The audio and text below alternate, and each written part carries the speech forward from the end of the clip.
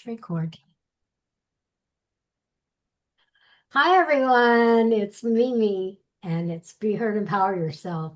And man, did I have to do that the last few months.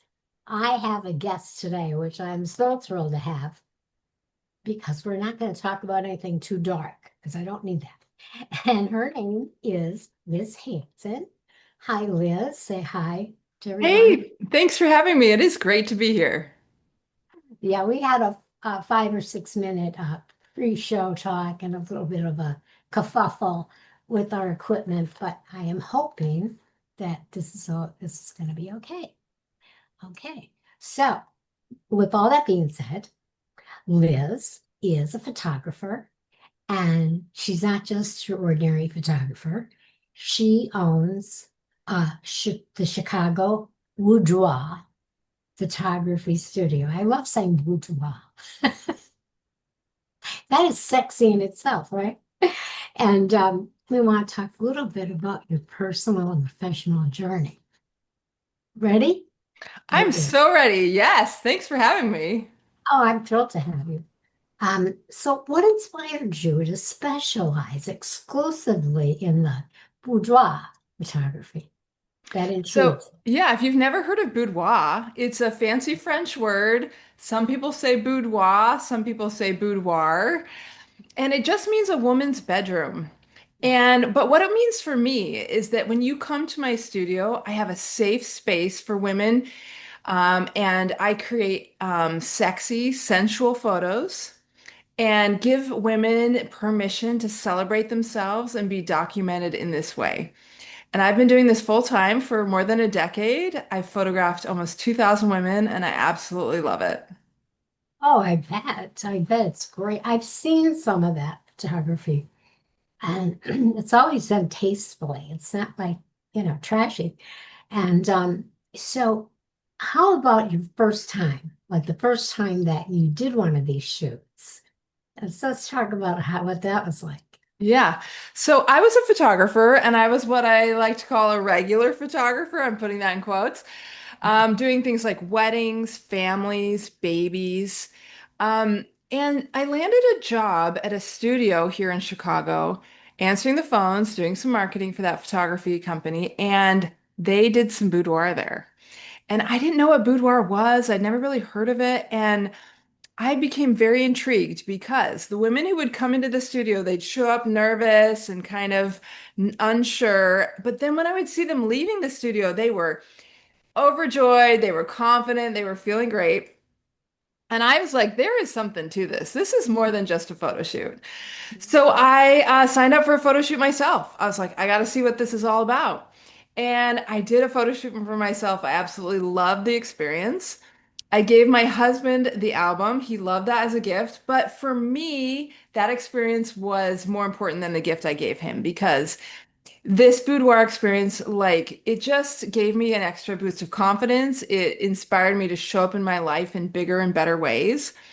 And so after working at that studio for 3 years, I decided to open my own boudoir boutique where I just offer boudoir and I specialize in that. And it's been a really fun journey. So, your personal experience, how did that influence the way you approach your clients? I would never be a boudoir photographer who hadn't done a boudoir photo shoot for myself, right? Like you gotta walk the walk, you gotta talk the talk, I right? agree.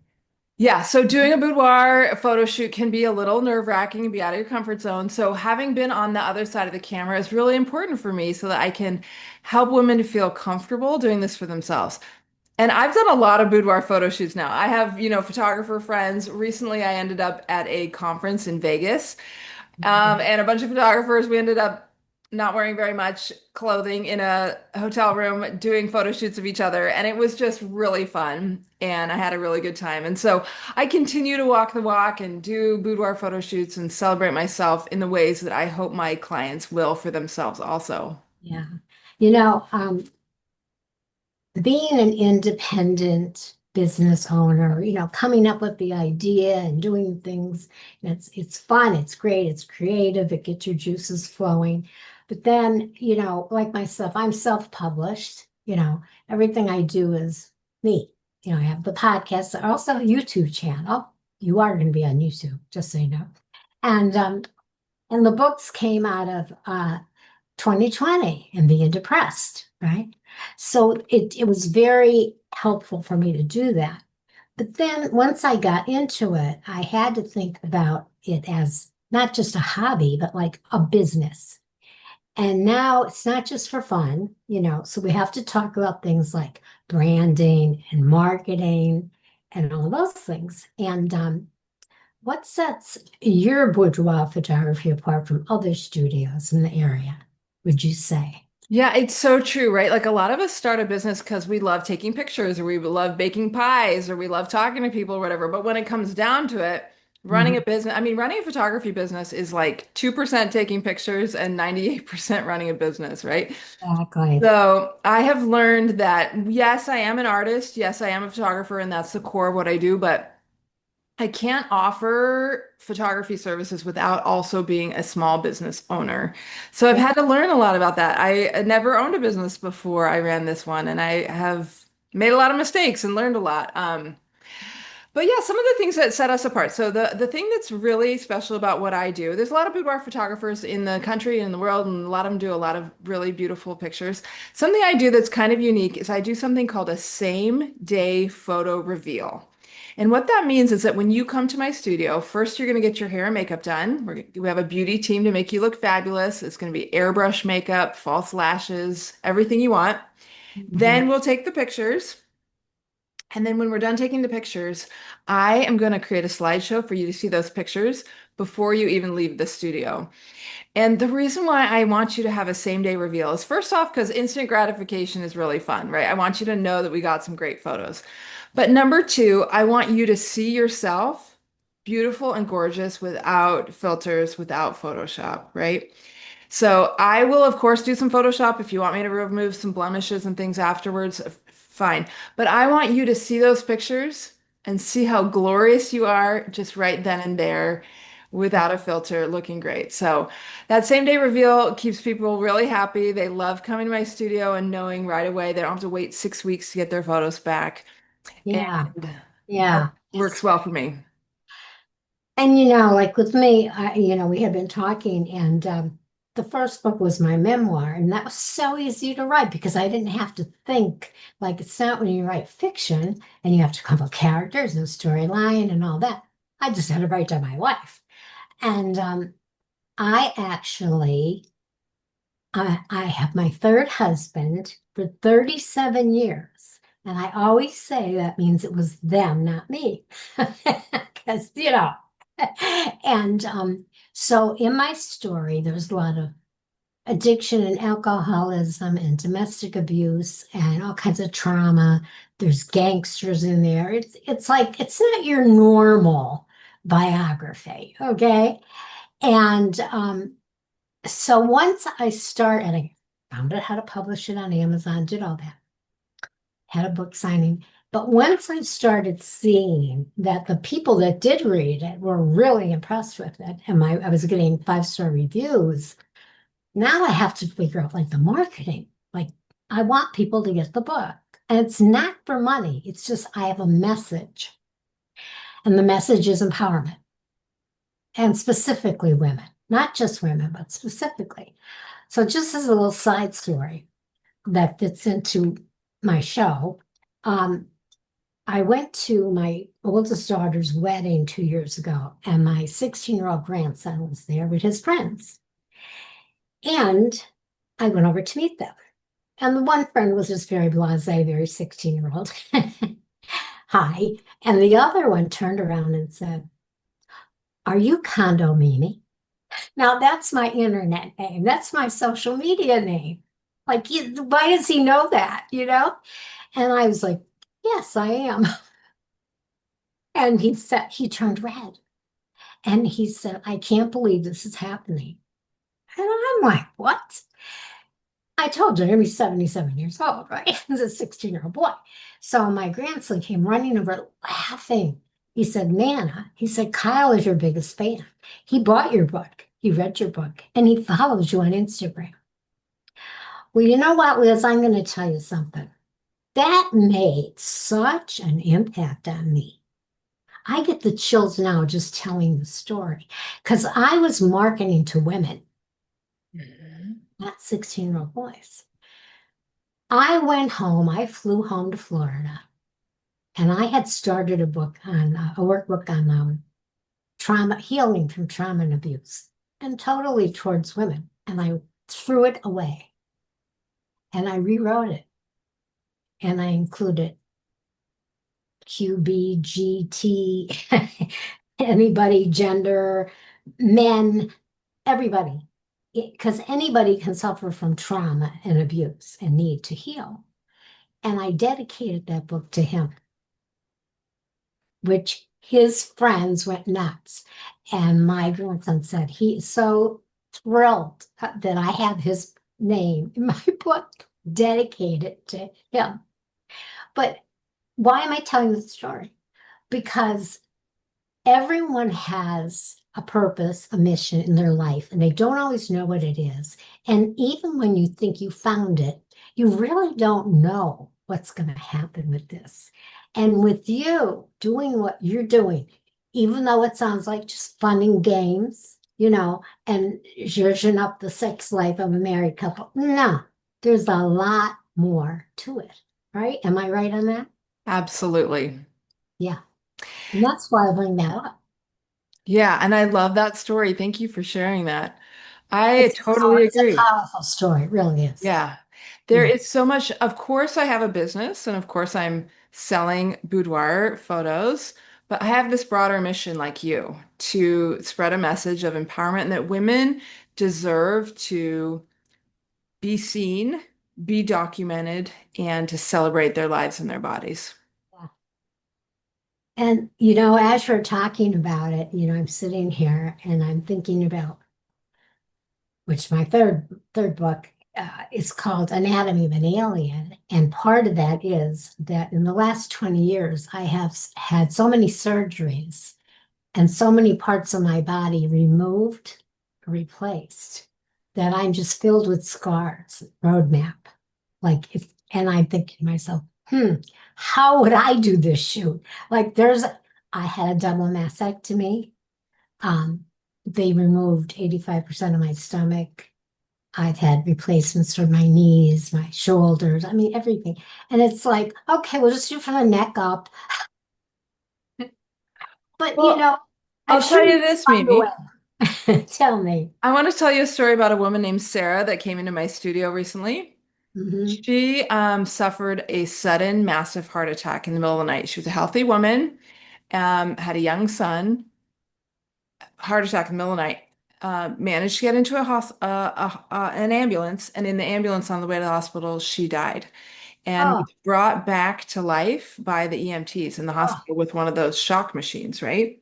Lord. And she went to the hospital. Eventually, she had 17 heart surgeries to finally get back to her life. And she had scars all up and down her torso from each of these surgeries.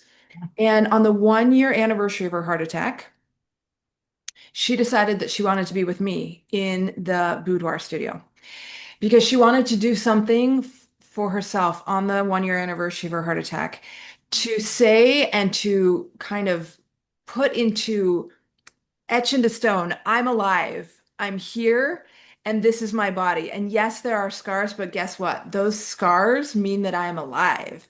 And so Mhm. she didn't want me to Photoshop her scars. She didn't want to hide her scars. She wanted to take pictures that celebrated those scars Yeah. and that she could look at those pictures forever and remember, I am alive and I'm so grateful to be alive. So that's part of what boudoir is for me, is helping women. Listen, you don't have to have a heart attack to appreciate being alive. So, did you do things like with the scars? Like, did you like cover them in a certain way with fabric? I mean, how'd you take care of all those scars? She actually wanted all of her scars to show in the pictures. Okay. She wanted to take nude pictures and show the scars. Here's why. Mm. To her, those scars were a reminder to her of every day to live life to its fullest and to remind herself that she's grateful to be alive. And covering them up would have been like burying a part of herself that she is not ashamed of and she doesn't want to remove. She wants to carry it forward as like a really tangible reminder of her gratitude to be still be here. You know, God bless women like that, and even myself, because of what I'm trying to do. This time of day, I get a little something that makes it look like I have lace on my face. I don't know if you can see it. I'm moving. A little Okay, so extra sparkle. well, I do have my spiritual guides, which I do. They sometimes do that. Anyway, that's another show. But I survived a horrible childhood. I mean, it was horrible, and no way out except to marry someone. It was in the 60s. And he was an alcoholic and he cheated on me and I couldn't take it. And I left him. And then I had fun because it was the 70s. The 70s were a lot of fun. So I had, the sex, drugs, and rock and roll thing going on for a while. And then, they say you have that clock, the ticking wants you to have a baby. Well, I did. So I decided to get married again because I wanted children. Mhm. And unfortunately, I married a controlling, narcissistic, abusive man. Mhm. And because I had two children with him within 4 years, I was kind of trapped. Mhm. He didn't allow me to work. And so I was really trapped. I found a way. I found a way out of that, you know, but he stalked me for 2 years, even though we were divorced. And he didn't pay child support. Okay. He just stalked me and abused me. So while he was doing that, I put myself through college and I took care of two little girls that were 3 and 4 years old at the time. Okay. And I finally got away from him. And I'm not going to tell you how because I want people to read the book. But it was an extreme, um, not necessarily right uh, move. Okay. But that took me on to some more abuse and stuff. But eventually, I got to where I was in a spiritual place, in a good place, in a confident place. And I realized that everything I went through was so that I could survive and help other women. I survived, but then I also had years of counseling. I went to rehab for alcoholism. I have 37 years sober. So when you're talking about these things, we're both talking about things. Women are very strong. We're stronger than men. We are. And we can survive that. We can survive the most brutal things in our life. And just, okay, what can I do to get out of this? Yeah, you might spend some time in the corner crying, but you will get up and find a way. And that's why I have this show, because I want people to see that. And your thing is very unique. That's why I wanted you to come on, because this is something anybody could do. You have me thinking about doing it. And I'm telling Yes, you, girl. I got the shoulders have scars and the legs have scars. My whole body is scarred, really. And it's really kind of funny, ironically, that like I don't look my age. Like my face escaped it. Like I don't have wrinkles or anything. And people go, shut up, you look like you're 20 years younger and I know, but still the rest of me from that, if you ever knew. But that's okay because um, we all have something. I have a voice and I have problems with my voice, and it's not going to stop me. I thought I was going to have to stop doing this. I had nodules on my vocal cords, and I have an autoimmune system disease called Sjogren's that takes all of the moisture out of your body, including your throat, your saliva glands. And I have a talk show. Come on. Like, really? But I did what I had to do. And now I can't talk until this time of day. And then I get kind of froggy. But this was the time of day you had. So here I am with my frogginess. And we're talking about all kinds of things. And now you told me about that one client that was very memorable. Did you have any other memorable client stories you could share? with Yeah, of us? course. So I only share stories with permission because we do guarantee privacy at the studio. So I have photographed nearly 2,000 women, and many of them have shared really personal stories with me. Some women come into my studio for happy reasons, right? Like maybe they're marrying the love of their life. Maybe they're having a baby. Maybe they are celebrating their 35th birthday. Mhm. And then I have some women who come in who, it's a little bit of a harder reason. Like maybe they're diagnosed with breast cancer. Maybe they've had their breasts removed for breast cancer and they still want to feel sexy. Maybe they've escaped a domestic violence situation, just like you. Maybe they have gotten divorced and they are trying to find their freedom and their voice again, right? So everyone who comes in has their own story and their own reason to be there. Some women bring in cool props. Yesterday, I had a gal who plays on a female ice hockey team in Chicago, and she brought in her skates and her pads, and we did some really fun things. She did one photo where she had a ice hockey skate on one foot and then a tall stiletto heel on the other. And we took a picture just of her heels and her gorgeous legs, showing two sides of her personality. So it's always fun in the studio to customize and personalize things to the woman who's there. Yeah. Yeah, that's funny. I love that. That's great. So, what keeps you creatively inspired? What keeps you, right there doing the next best thing? I try to find inspiration everywhere I go. I love to go to art museums. I love to try new restaurants. I love to be out in nature. And some things that I do just rejuvenate my soul. I live in Chicago right by Lake Michigan, and I love to go to the lake in the summer. I love to swim in the lake. In the winter, I love to just walk around along the ice path. And it just makes me feel calm and ready to create again. Other things actively inspire me, like following other photographers, looking at art, and just being with other women. I love hearing their story. When a woman comes to my studio and I hear their story and I feel their energy, I get inspired to capture that through photos. Yeah, that's great. And so it must have been challenging to launch your studio. So, like, what were some of the biggest challenges for you to do this, to get started? Yeah, anyone who's run a small business knows it's not easy, right? And I've had some big hurdles. I rented a commercial studio space, and 6 weeks later, it flooded, and they had to rip out all the floors, and I had to start over.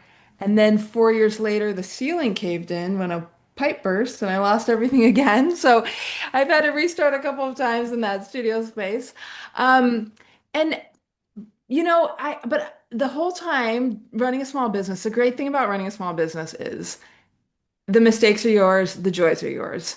Yeah. The failures are yours, but the successes are yours too. You're working for yourself. So it took me a little bit to understand to put myself in the client's shoes and understand what I needed to put on my website, in my materials to understand what their fears and concerns were Mhm. and address those so that they would feel comfortable. I mean, this is obviously a very personal thing to come in and do some Oh, design for me. yeah, absolutely. So I've had to be vulnerable. I don't like putting my face actually on social media and coming out and talking that much, but I've learned that that's really important. People want to know who they're going to be taking pictures with and Yeah. what I'm like. And so I've found my comfort in putting pictures of myself on the internet, talking about what I do, even though that wasn't initially very comfortable for me. And things are so different these days. I mean, when I was married to my first husband in like 1968, and he was had a very sexual nature, and he liked to do things, and he liked to take nude pictures of me. And he had a couple of them. I think I was in the bathtub, whatever. So now, when I'm in the process of divorcing him, he says to me, says, I think this is hysterical. He said, I'll send those pictures to your parents. And I said to him, no, I'm like my early 20s, 22. I said, Jack, we were married. Yeah. What are they going to say? We were married and you took pictures of your wife in the bathtub. Send them. Go ahead. Yeah. Guess what? My mother birthed me. She's seen me naked. I can handle it. Yeah. I was just to this day that he thought, he was going to try to shame me to go back to it. Like that is actually hilarious. It's hilarious. Men are very hilarious sometimes when they're not deadly. So, if you could give like some advice to people, like not just photographers, but any entrepreneur, especially women, what would that be? I think you really have to do things before you quote unquote feel ready. You have to take steps before things are perfect. So, I think the best thing to do in business is try something, see what happens. Try it in a small way and then try it in a big way. It's just sitting around and thinking about things, sitting around and planning, it just doesn't move the ship forward. You actually have to like do stuff and you might not feel ready and you might not quote unquote be ready, but you just kind of Yeah. have to do it anyway.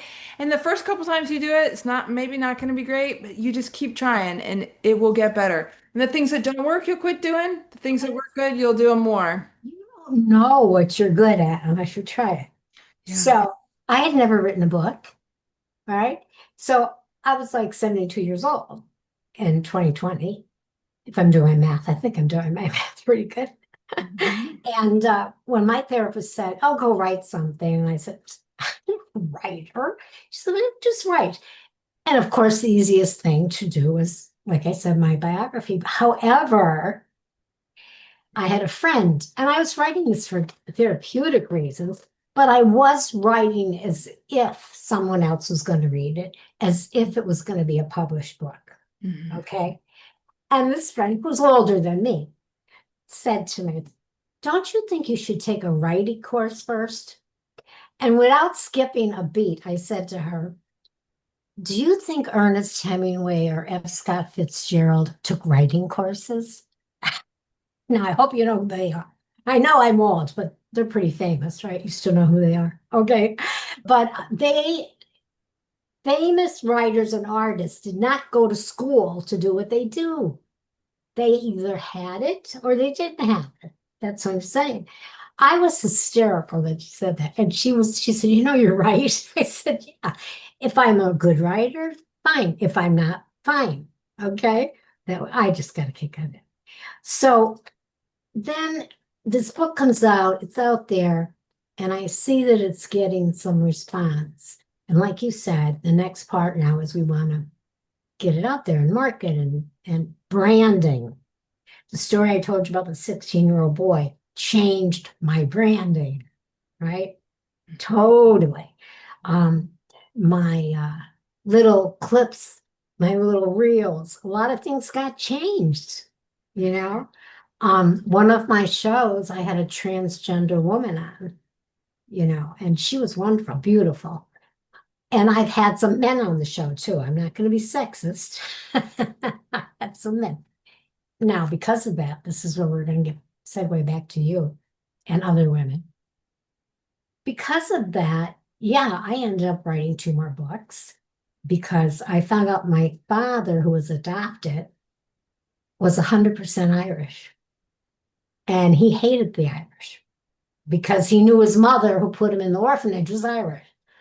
So, guess what? I researched our family history on that side to 18th century County Mayo, Ireland. First of all, who knew that I was capable of putting in that kind of time and effort to research back that many hundreds of years? Like, and I wrote a book and I got a review from an actual genealogist that told me how well I did research wise and everything, right? How did that happen? I didn't plan that, right? But it happened. So the thing of it is, unless you try something, you don't know if you're going to be good at it, right? And Mhm. then once you find out you are good at it and you enjoy it, then you could possibly turn it into a business if you want to, or just to help other women, other people that need help. So here's my question, my long-winded intro to my question. Do you have any new projects or goals on your horizon? Well, I'm working on expanding my reach into women who are 50 plus. I Ah, really believe, yeah. So I think a lot of women 50 plus say, hey, I'm too old to do a boudoir photo shoot. But I actually think now is the perfect time. And I think women 50 plus deserve this and love it. And I'm also working on an ebook about finding your voice and your confidence in your 40s, 50s, and beyond. So Oh, I just want my message to, like you said, my mission is to help women of all ages, shapes, and sizes feel confident and empowered. And I'm hoping to get that out in bigger and better ways. oh, that's great. That's what this show is here for, to have all kinds of women and men that have their stories about empowerment and their challenges in life. And I think we ended up having a very entertaining segment. I think people will enjoy it. I'm so happy that you came, that we were able to do this. And Absolutely. Thanks for having me. now, unfortunately, you're in Chicago, or I'd come in and get a shoot. You're going to have to maybe have some branches. Maybe that could be Yeah. part. Well, and there might be a boudoir photographer near you that you can hire. West Palm Beach, it's got to be. There's gotta be. You kidding me? In Palm Beach, I don't know if you know much about Palm Beach, but it's all about clothes and makeup and I mean, you can't leave the house unless you're put together. Okay, well, let's find you a photographer that wants to make you look Yeah, super glam. I think I'm going to do that. All right, thanks for coming, and Yeah, thank you so much. I hope we talk again. Me too. All right, have a good